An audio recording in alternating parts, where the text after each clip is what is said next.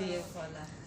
Good afternoon po ulit. So, mag-proceed ta sa next question. So, the question is, what challenges did you face during your first year of business?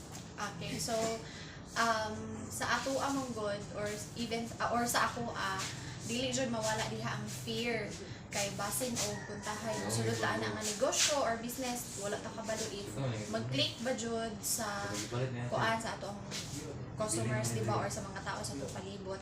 Pero sa ako siguro ang na-face lang nako nga challenges is that maglisod ko og dispose sa ako ang items labaw na pag madugay siya. And labaw na sa akong first year na nag-business ko is dessert.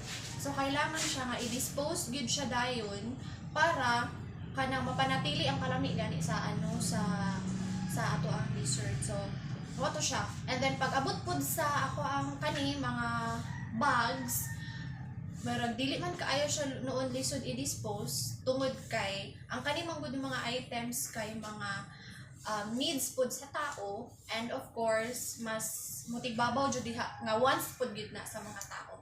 And dili siya lisod i-dispose tungod kay dili man siya dali madaot. If dili siya mahalin okay lang man na siya nga na lang sa daplin. So oro to. Thank you.